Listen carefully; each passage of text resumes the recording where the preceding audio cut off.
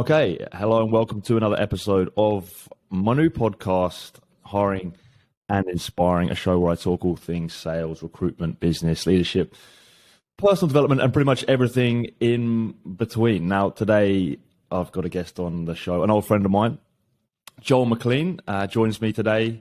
Joel, as I said, is an old friend. We originally met in a gym back when I was living in Sydney. Became friends and sort of stayed in touch. Joel's a really interesting chap. He's, I guess his background, his work history is in the fitness industry. And I know most recently, he's been embarking on some studies. So he's a chap who is always, he's always got a lot of value to add to any conversations. He's got a high level of sort of emotional intelligence, I would say, and I always enjoy catching up with him and having a chat with him. So I'm looking forward to finding out maybe a bit more about Joel, some stuff I didn't know about, and for him to share his wisdom and his journey. So, mate, Joel, welcome to the show. How are you? Good, mate. Thank you so much for the lovely introduction. I'm like, I'm starting to blush, but no, mate. But yeah, no, good catching up with you. When I saw that you starting up this podcast, I was like, oh, how good. I love to waffle on, so why not catch up with Joe at the same time? Yeah, no, I really appreciate you coming on. So look, mate, we probably haven't seen each other for a couple of years now, I'd say. Pre-pandemic, I think. Oh no, I think we went for a bushwalk. I think that was pre-pandemic. Maybe that was sort of when the pandemic was sort of kicking off, or we did a few things, but you couldn't. I can't remember. There was a few sort of. I think it was maybe 2020, 2021, maybe. Yeah, around then. But I do remember at that time you were quite sort of, you just started you'd gone back to uni, right? I think you had just started your studies. How's that been going? How's that been going in maybe a couple of years since? Yeah, so I think it must have been 2020 because I'm getting a flashback from the bushwalk, and I think it was I just gotten accepted. So it was the end of the year. Okay, yeah. Okay, yeah, it's a bit of a grey area, I think, that period. But yeah, in 2021, I went back to uni. Okay. So originally, I got accepted to do a dual degree at Macquarie University to do cognitive and brain science and psychology. Right. So I started off doing that for the first year and learnt a lot during the first year. I think also obviously about the field that I'm in, but also about myself with study. I'm trying to balance that with work too, since I'm living out of home at the moment, full-time study, while trying to pay bills obviously can be a bit of a juggle. But kind of found a new passion during my studies as well, because by the end of that year, I actually have transferred out of psychology and into IT. So, yeah, a little bit of a different faculty now, but a bit of a new direction, new career path I've kind of envisioned for myself. And now cognitive and brain science and Bachelor of IT, majoring in software technology. Okay. So have you kept with the psychology stuff, or are you purely focusing on IT? Is it now both? So now it's cognitive and brain science. So I think the easiest way to differentiate the two. Yeah. So cognitive and brain science is actually a brand new degree at Macquarie University. It's the only one in Australia that offer it as an undergraduate degree. Yeah. So with CBS, it's purely focusing. You still have to do some basic level introduction to psychology units. So obviously you've got the zoomed out version, psychology mainly focusing on human behavior, but I'm zooming in a little bit more in terms of cognition. So things like focusing on memory, focusing on attention, focusing on language, all those things that have to go on in the brain simultaneously to be able to produce something. And then also zooming in all the way to what makes a neuron fire. So being able to go down to the molecular level of the brain and understanding its functions and its structure as well. Mate, that sounds super interesting, to be honest. But what kind of stuff have you learned? A range of things. So when we first went in, we had to do neuroscience, which essentially is just learning about a neuron, learning about the way that a neuron will convey information. So learning about the ins and outs of an action potential. We then have to also zoom out a little bit, understanding about motor control, understanding about vision is a lot of time spent there.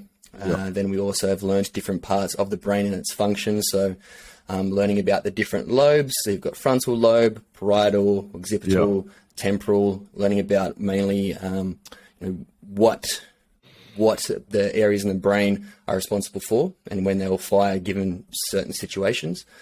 We also learn a lot about the methods that we use to actually measure that, because it's all well and good if the neuron fires during a task, but it's kind of understanding why does it fire.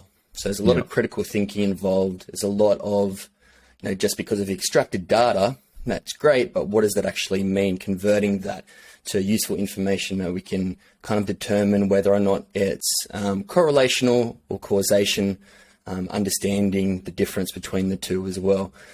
Whether or not something is associated with it, or whether or not it's actually causing something is completely different.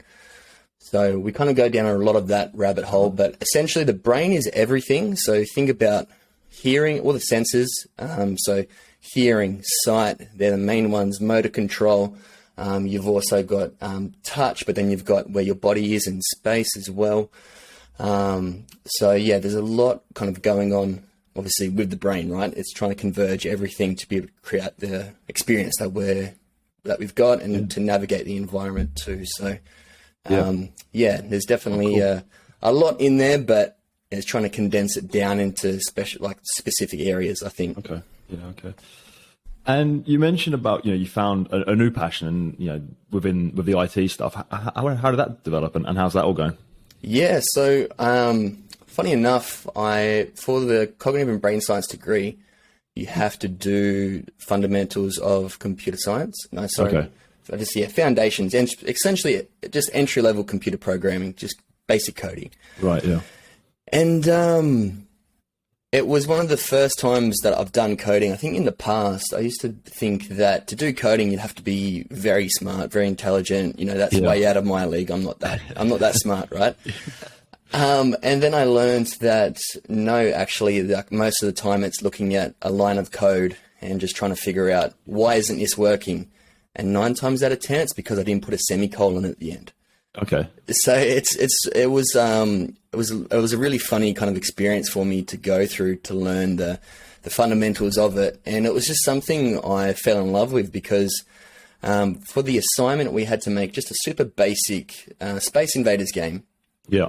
It was due in week 10. I finished it in week 4 just because I had blinkers on, and I was like, it just amazed me. And by the end of it, when I kind of got a better understanding of coding, and I finished the assignment, and I was playing this little game that I created, I couldn't believe that I made this through code. That was all it was. And it kind of made me think about, well, what is coding? And then I had a light bulb moment, coding is whatever I want it to be. So I think it was more the power of coding, the power of computation, that really sparked a lot of curiosity. It's like, well, if coding is whatever I can make it, then what can I make? Wow. Yeah, I mean, that's, from all I hear about coding, I'm not an expert, but I hear it's just a great skill to learn and a great skill to have. I was always the same a little bit. I thought that, you have to be super smart to be able to do it, but, well, it sounds like not necessarily. So that's really cool. So where is this sort of all going? How much study have you got left? Where are you sort of hoping to go with these sort of two, these two areas of your interest that you're going down? Yeah, there's a few areas I think I can take it down. I think the goal long term, I'd love to get into a field called computational neuroscience. Okay. That's more of a long term vision. I'd have to do a little bit more post grad stuff to be able to get there.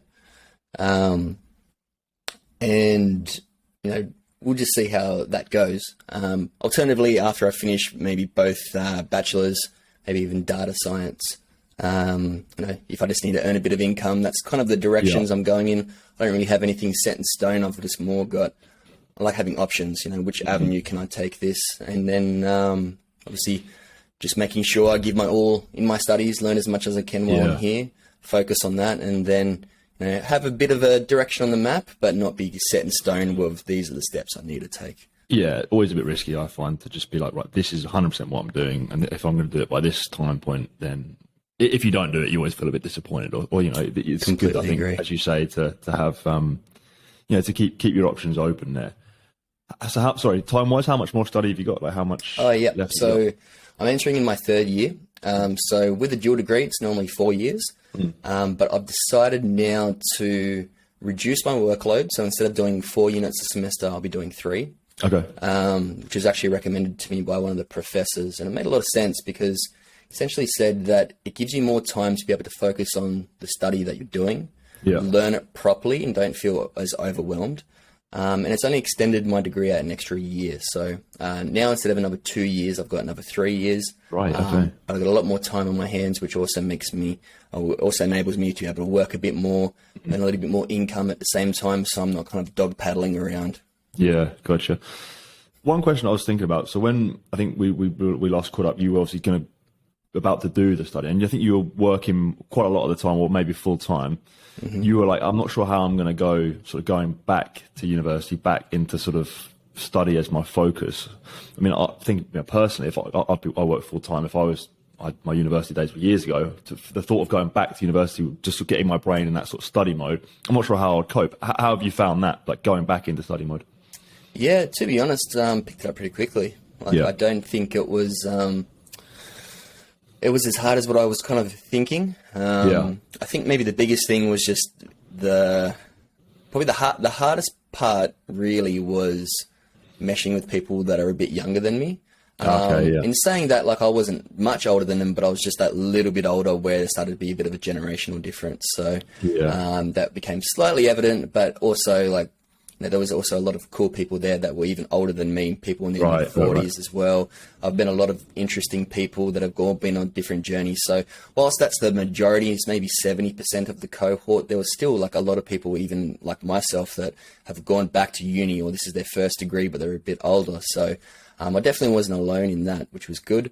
In terms of getting into the routine though, I'd find that I was much better this time round than I've ever done study because I gave it the proper forethought and the I suppose respect of this is going to take up a lot of time. This is going to be challenging, and I'm going to have to really try. Whereas in the past, I'd treat it a bit like, I just rock up to some lectures, take some notes. Like I'll be able to wing it. I'll be able to get through. I'll be able to pass. But I've definitely changed my tune a bit where instead of going for the pass, now I'm trying to go for the distinction, trying to aim to, commit a little bit more, achieve a bit more, and dedicate myself a bit more to the process. Yeah, I guess maybe because you were a bit older and then it was also your choice to go back into study, right? So you were like, I chose to do this, so I'm not sort of, I may as well give it my all rather than half-ass it. But maybe, I don't know, students who go to uni at maybe 18, 19, they're just sort of there because they don't know what else to do. So they're just sort of doing it for the sake of it, I guess. That was me anyway. No, I definitely think, because I've dropped out of uni. This is, funnily enough, this is my third time back at uni. I don't like telling people that. I've dropped out of uni twice. And I was really scared that it would happen again. But purely because the first time around was I went straight from high school into uni because that's what the careers advisor told me to do. Yeah. I'm like, okay, well, at the time I was like, I kind of like psychology. I did sports psychology as a unit. So I guess I'll do that. Yeah. And just wasn't prepared for the difference between school and uni. So after that, it was just, I'll just work for a bit and I kind of, floated around and did that. And then as I got back into PT, I was like, okay, I'm really passionate about this. I want to go back to uni because I think I can make this my career. Yeah. But at that time, it was, the lesson there was more time management too, was trying to run a business while going to uni. It's probably not a smart idea. So I learned more trying to have a focus, trying to have a goal, trying to have one thing that is your main, I suppose, objective. Dedicate most of your time to that and then figure out a way to kind of support that process. Yeah. So you reckon you were maybe juggling a few too many things previously? Yeah, I look back and I was setting myself up for disaster. I was running like 3 sessions a day for my boot camp, would have to try and move clients around depending on classes, was constantly driving around, was literally starting assignments 48 hours before they were due. And I still did quite well in some of the units. I did a lot better this time than the first time, but it just came down to the common denominator of I just didn't have the time to really dedicate myself to the studies. Yeah. Lessons learned by the sound of things, one of those things you sort of had to go through, and it sounds like you've, this time round, making it work. So mate, good on you. Thank you.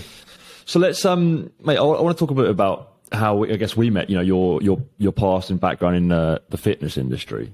You touched on it a little bit then when you ran your PT business. Where does that all sort of sit with where your sort of head's at now? Is that something that's in the past, or is it still something that you're looking to, pursue in the future? Yeah, honestly, I have no idea.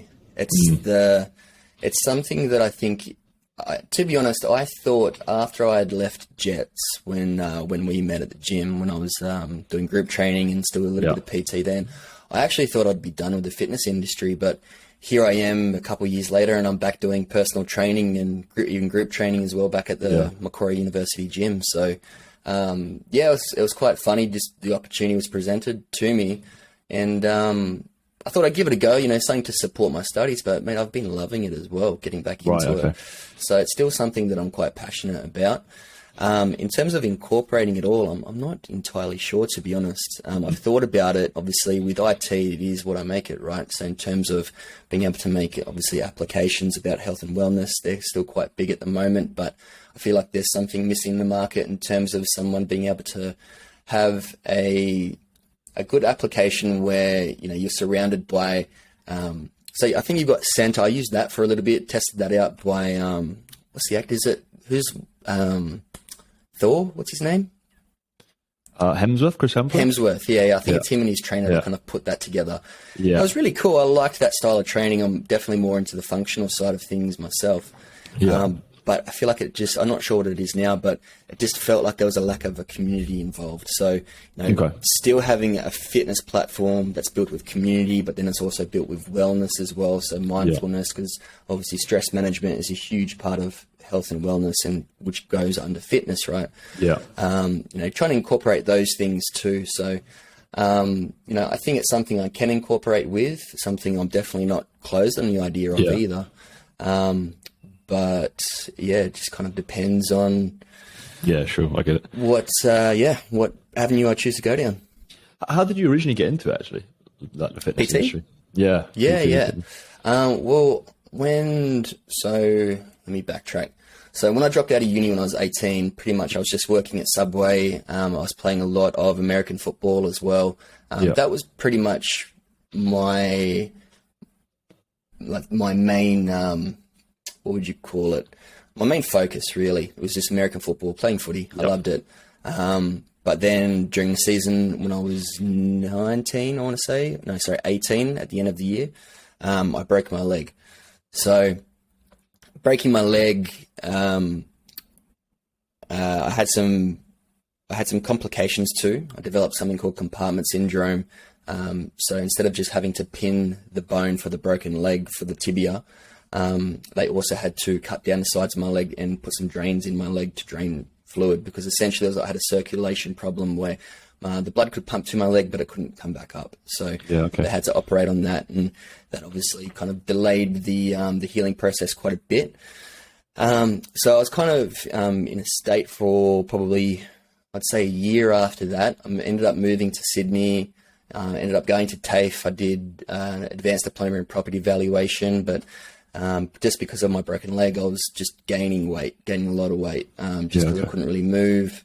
Running still hurt. I think at that time I had about 4 surgeries on the leg. It was pretty tough at that point in time. And then someone I was working with, I don't know if you ever met him, but Tom, he was a manager at Jets in Neutral Bay at the time, when I was working at Jets.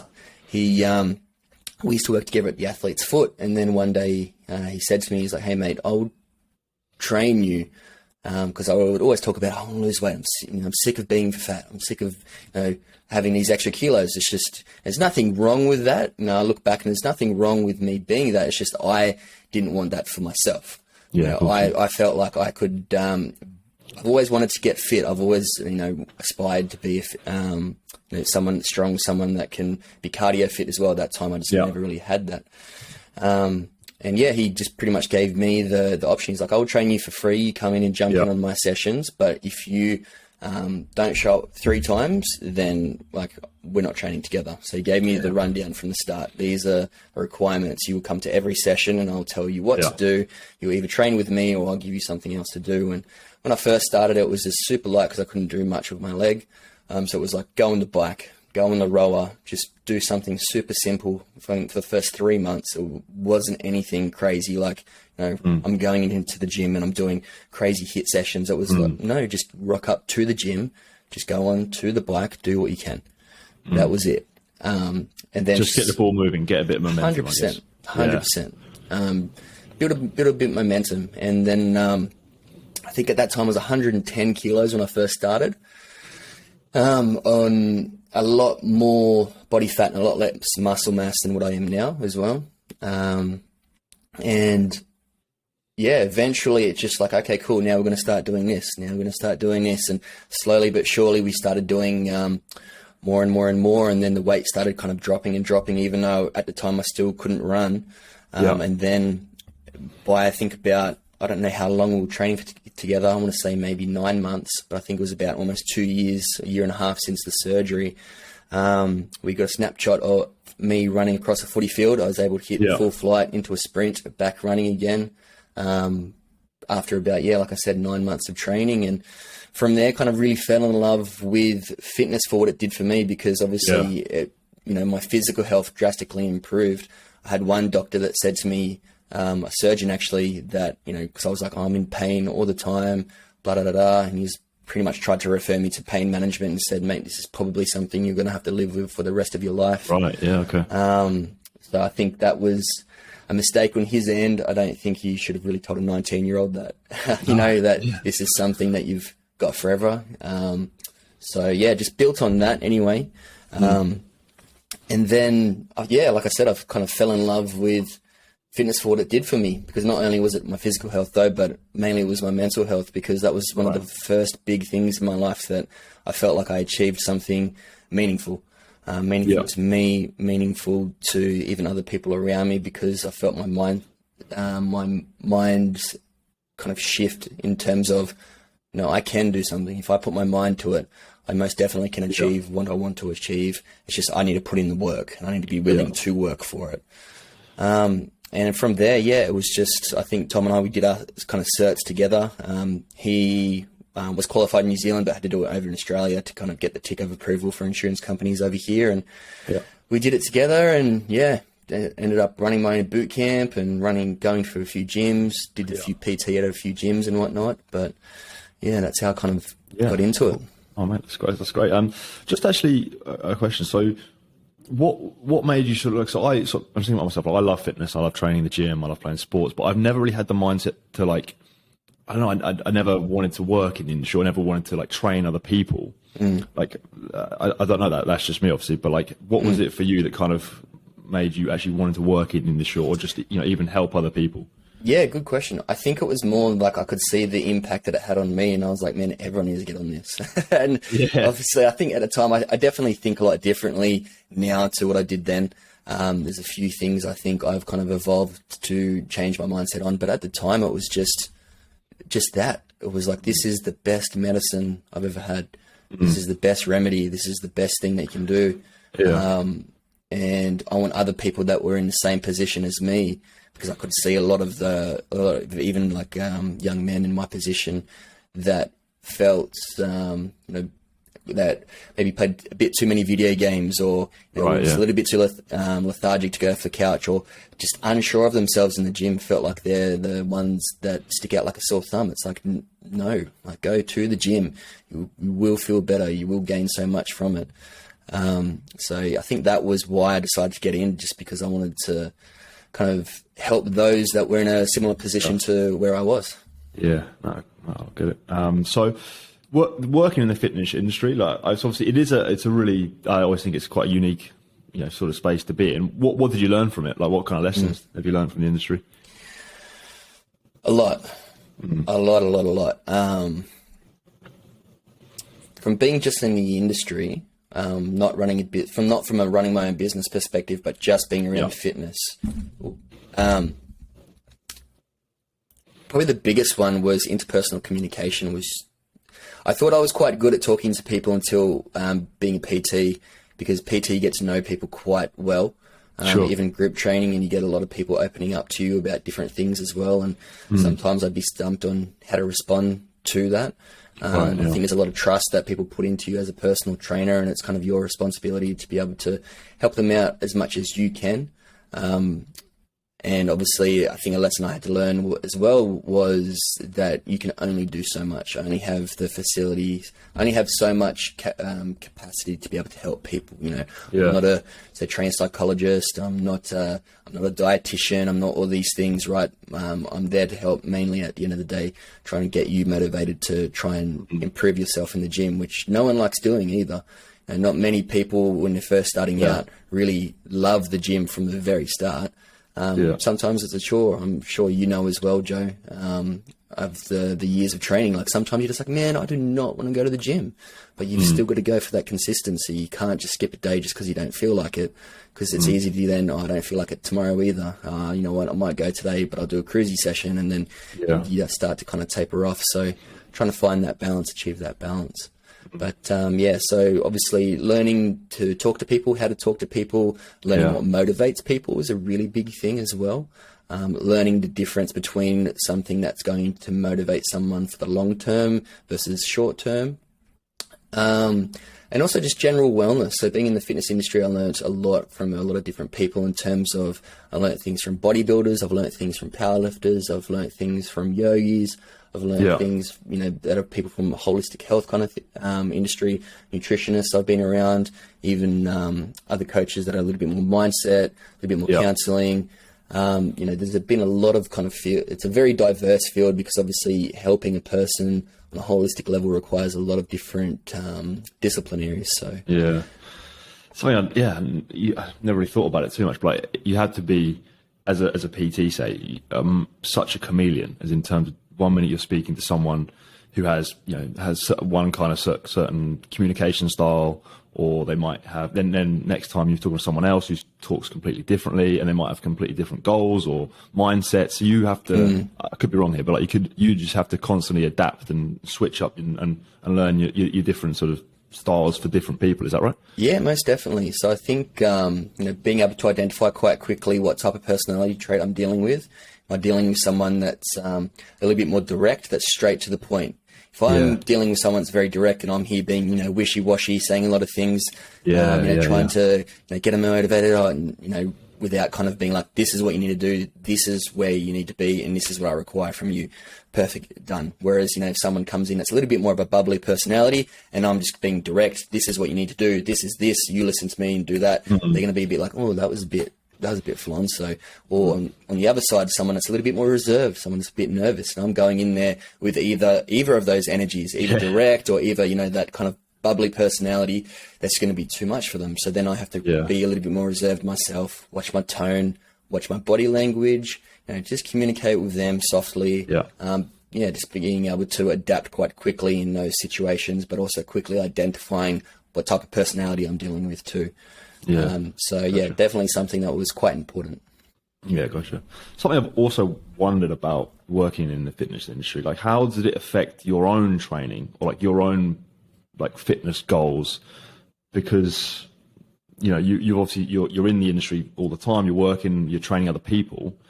Can it affect your own motivation, or can it affect, or does it affect how you train? Did it help? Did it like make it worse? Like how did that? Good question. I think the question is, so the answer is for me anyway, it depends. There were times where I felt like I was training just because I had to train to be a personal trainer. Like I had to put the front on and make sure that I was an example. Oh, really? Yeah, definitely. That was a big motivator of, I thought like people that won't respect me kind of thing. For sure. Yeah. And that's something that, I'm honest about now. I'm probably not in as good a shape as what I was back in the day. I was definitely a lot fitter, but it was funny how even I was a lot fitter then, I couldn't recognize it that, hey, no, I am fit. I can keep my own, I can hold my own. Yeah. Also, if I eat a pizza, that doesn't make me a bad PT. Yeah. All these little things. So I think I fell in a rabbit hole at that point, but then on the flip side, it was quite good for my own goals, because then sometimes it would be I suppose my own training, like I still made it work within my schedule. I think that's the cool thing about being a PT is, you've got access to a gym most of the time. If not, you've got some type of equipment. So, whilst you might not be kind of training with the usual crowd, you tend to train when the gym's quiet. So, that's quite nice. Yeah. So, you've always got a nice gym to train in most of the time. Some trainers I know, they actually go, say if I'm a PT at Crunch Fitness, I might have a membership at Fitness First, just so that way I can go have somewhere else that's not my workplace to train in. So there are ways around it, but it can definitely impact your own training sometimes, because obviously it's like you're constantly in that sphere, constantly trying to, I think, mold people and help people in their own journey. And then sometimes it's easy to neglect your own. But then on the other side, sometimes you can spend a little bit too much time, or, like I said, I put my energy probably into something that I shouldn't have, instead of being like, I need to be this way because I'm a PT. It's like, no, this is my training for me, and this is what I want to do because, this means X, Y, Z to me if I achieve that. So something I had to learn. I think a lot of young PTs go through that too. I've been chatting with a few other trainers at the gym I work at now, and we definitely agree when you're kind of young and coming up, it's quite intimidating too when you're around a lot of vets. A lot of the vets, I think, could probably be a little bit more welcoming. Not to say that they all aren't. It's just, it's a very, as you can imagine. Can it be like cutthroat sometimes, like PTs competing against each other in a gym for the clients, and you don't want to tread on people's toes? Is there a bit of that going on? Yeah, definitely. And that was never in my personality to be like that. I'm just not. The expression I used to my mum when I finished my property valuation course and didn't pursue it was because I went for an interview, and in the business world, I think you've got to be, I don't mean this in a bad way, but a shark, right? A shark goes in for the kill and it'll get it what it needs because it needs to eat. And there's a lot of people that thrive in those situations, and a lot of people that can do really well. But I find that I'm just too honest. And sometimes when it comes to a lot of sales and a lot of things, like, if you ask me a question and I don't believe, like, say I'm going to be the best trainer for you, or if there's another trainer that's going to be better according to your goals, I'll be honest with you. I don't want to stitch you up because I feel that I don't want to be stitched up myself. So I think that's definitely a thing that held me back in that space sometimes. But depending on the gym culture is a big thing too.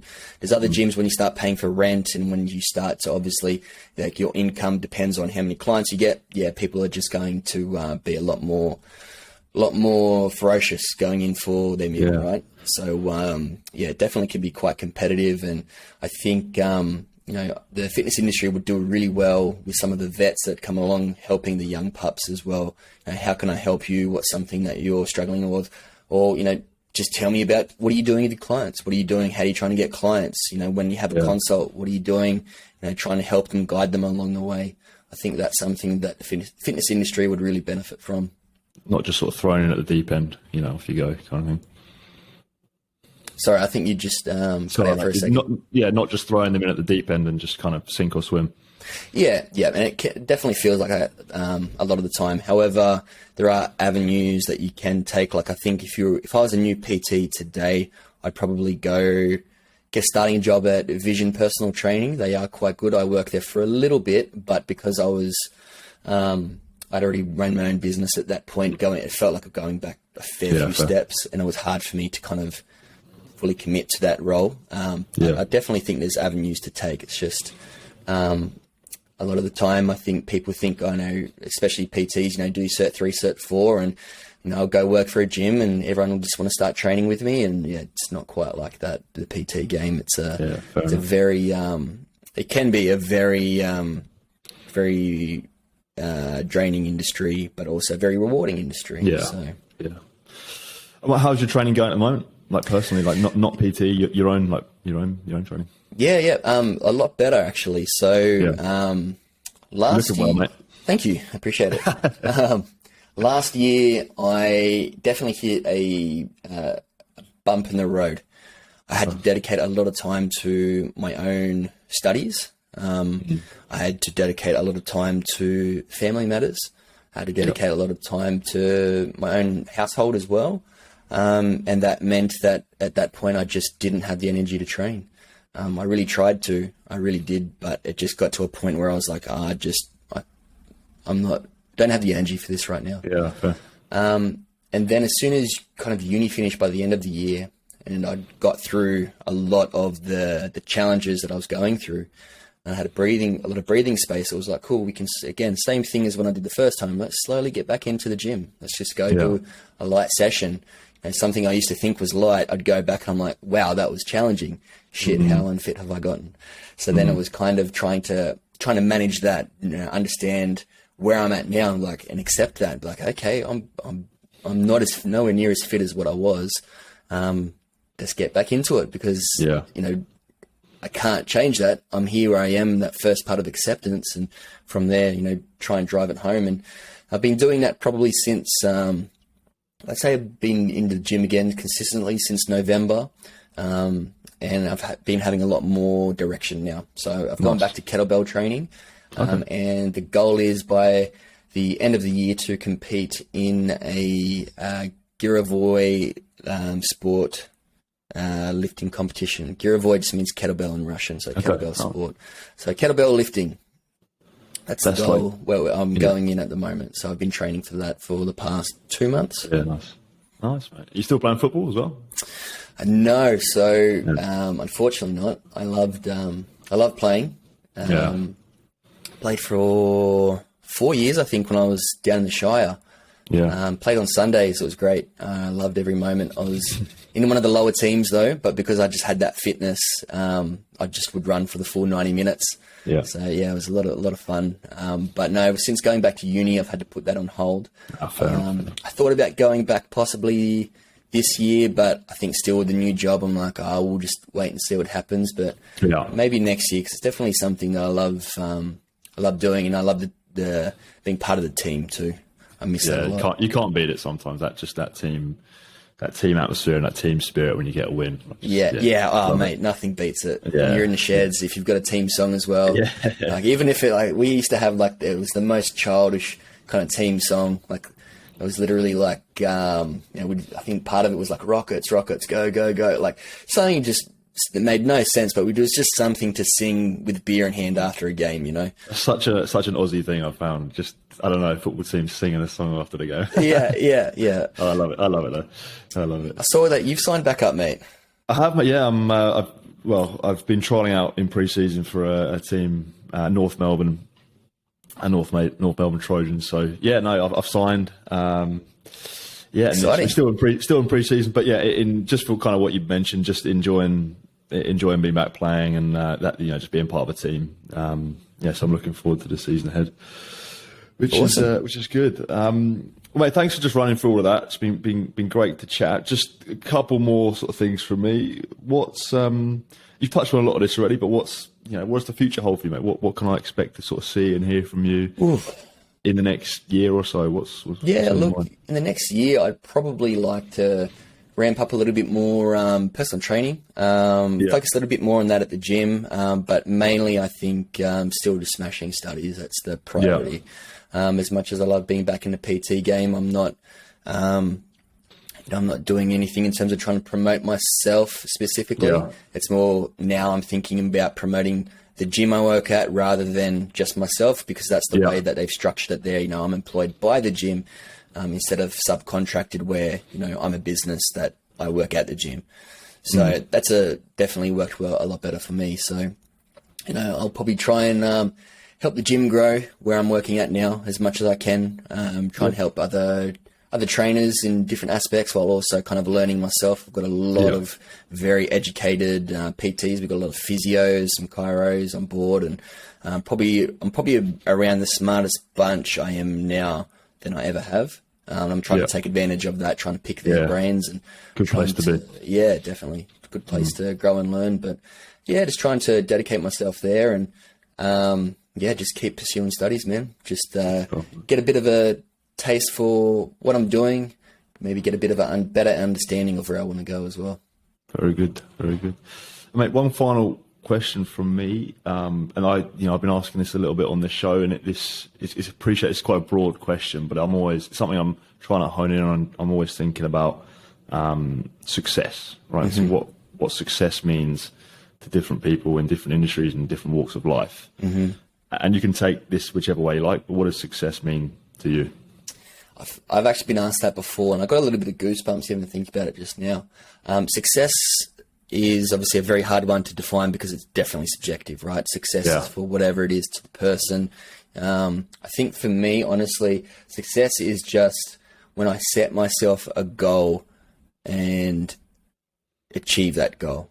And it doesn't have to be a big goal by any means. It doesn't need to be, have $1 million in the bank account. No, that's not really what I'm talking about. Success means that today, so I've got short-term, medium-term, long-term success. The short-term, where today is I completed my to-do list, where I sent off those emails, I did the washing up, I ticked the things off the list that I know I'm going to need in the long term. Success literally, like I said, sometimes it's unstacking the dishwasher when I really don't want to, or I've laid in bed and I'm like, I didn't brush my teeth. You mean I got to get out of bed just to go brush my teeth? And it's like, yeah, you do, because you don't want a cavity. You've got to go look after yourself. Yeah. All right, fine. As much as I'm comfortable in bed, all right, get back out. It takes 2 minutes, and I really don't want to, but go do it. And then you've got more of your kind of medium goals as well. So, with all those daily things or weekly things that I set out for myself to do, it's kind of like, so for me, every semester, for every unit, I want to get a distinction in all my units that I do. And that's the goal that I set for myself. And then I kind of backtrack on that. It's like, okay, how many hours a week do I need to work on that? Okay, 10 hours a week per unit. Well, let's put that in the schedule. What am I doing to achieve those 10 hours? Where am I working to do those 10 hours? So success, like I said, is just having something written down that I want to do and doing it. And like I said, it can be something small, like brushing my teeth. It can be something a bit bigger, like, okay, getting a distinction, or writing up this training program, or, getting X amount of clients. And then long term, it can be this, what I've got at the moment. My long term goal was asked this last year. Where do you see yourself in 3 years? And I looked at the person in the interview and I said, graduating. That's it. There was no ifs or buts. It was just, I just want to graduate. Sorry, you just cut there, I think. All right. So a bit of a longer term goal I was asked is, where do you see yourself in 3 years? It was graduating. Yeah. That's it. Doesn't need to be with this or that, or, being in this position, getting accepted into this role. It's like, no, 3 years, I just want to graduate. That's where I'm going to be. So just that success to me is having something in mind. It's having something that I want and then achieving that. Yeah. And obviously I think it's got to mean something though. Like it can't just be for me to write it on there. It's got to mean like, okay, what does that mean to you though? Finishing uni. What does it mean to you though? Because even obviously you got success in different areas where it can be, family life, okay, I want to go visit my family more often. Can be friends, as well. It's like, I want to be more social. I want to go hang out with my friends more often. I want to be more involved in their lives.